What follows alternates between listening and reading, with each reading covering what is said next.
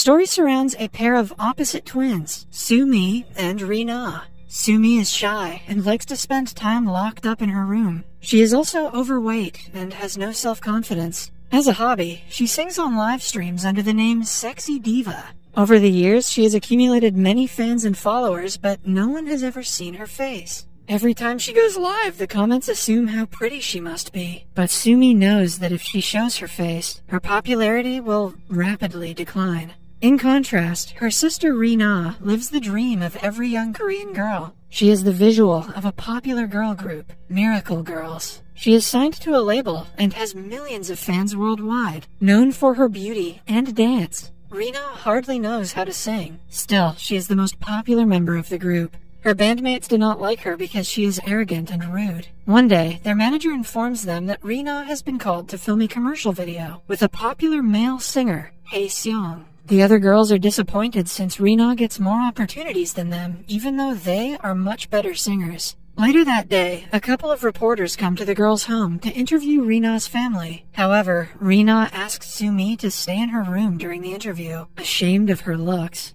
When asked if she has any siblings, Rina claims that her elder sister studies abroad and is rarely home.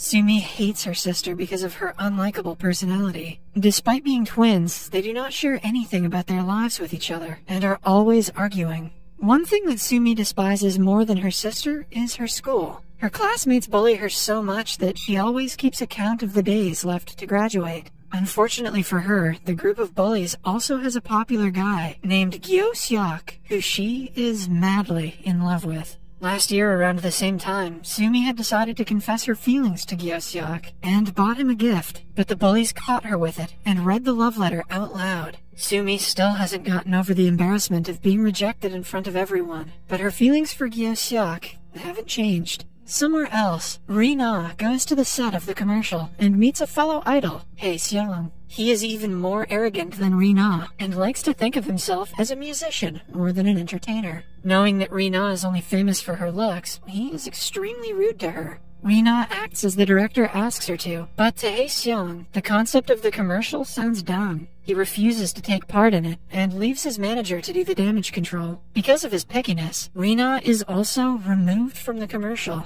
She returns home crying and cursing at him. Meanwhile, Sumi is hanging out in their front yard with their family dog. When she isn't looking, it runs outside the house and disappears. Sumi's their mother calls them by different names. Confused, they look at each other and are shocked to see that they have somehow exchanged their bodies. They immediately run outside and hit their heads with a rock, trying to switch back. But the stupid idea doesn't work. While brainstorming other plans, Sumi's eyes land upon the necklace the tarot reader gave her earlier. She remembers that she had subconsciously asked to exchange lives with her sister, and rushes to the lady's house. On reaching the place, they find out that the lady has gone on a vacation and won't return for a month. The news is devastating for both sisters, who will now have to live as the person they hate the most for the next month.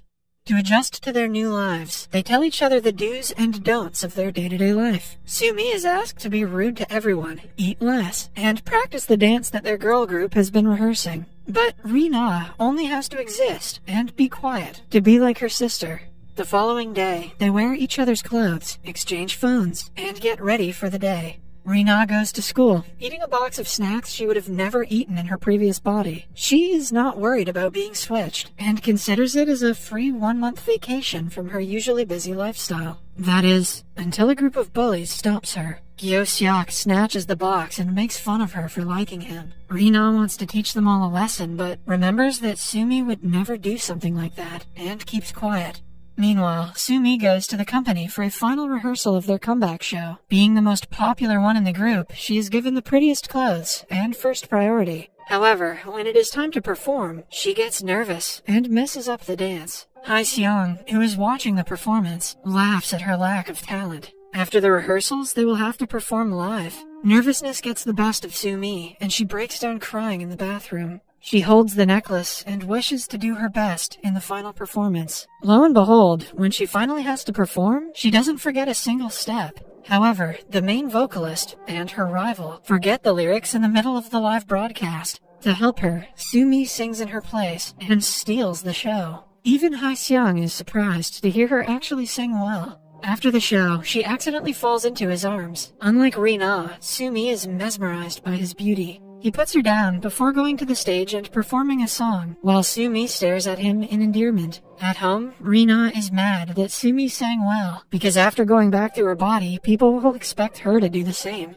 Sumi promises to do her worst the next time, but then Hae-seong texts her, asking her to record a duet with him. Rina remembers him being arrogant the last time, and wants Sumi to do her best and teach him a lesson. At school, Rina discovers Sumi's journal and reads it. She soon finds out what her sister goes through on a daily basis due to the bullies. The next time she bumps into them, she makes sure to insult one of the girls' makeup. When the girl tries to slap her, Rina restricts her hand, surprising everyone. Gyo-seok comes forward to humiliate her for liking him for the 100th time, but Rina, in turn, calls him ugly and walks away. He is left stunned by the sudden personality change, and even finds it attractive. Humans are so weird. At the same time, in the company, Hae-seong texts Sumi to come to the rooftop. He apologizes for being rude to her during the commercial, and discusses what song they should duet. They seem to have similar taste in music, which makes it easier to choose. In the end, Hae-seong pulls her into an embrace, asking her out on a date.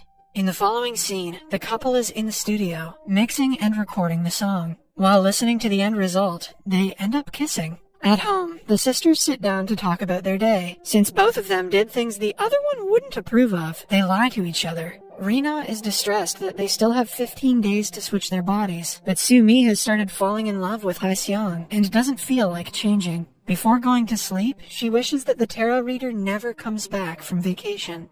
Starting the next day, she meets Hae-seong on the rooftop every chance she gets. She enjoys the little time they have together to the fullest. Meanwhile, Rina continues reading Sumi's journal. A flashback shows us that Sumi had gone for several musical show auditions. She was recognized for her talent, but only during blind auditions. Many directors would bluntly call her names and dismiss her talent because of her looks. This makes Rina realize how unfair the world is to the so-called ugly people. Her classmates, who usually bully her, are dancing to her song during recess. When Rina laughs at them, they challenge her to do the same. She surprises everyone by performing better than all of them. Gyo-seok starts looking at her differently after the incident. The next day, Sumi is using Hae-seong's computer when she finds out that he watches her singing live streams. It gives her hope that he might like her, even when she goes back to her normal body. At the same time, Rina is going through Sumi's computer. She finds the Sexy Diva livestream channel and accidentally starts a stream with her face in front of the webcam. Several comments flood in, making fun of her looks, and she loses many of her subscribers. At night, Sumi cries herself to sleep, wishing to the necklace that everyone forgets about the livestream.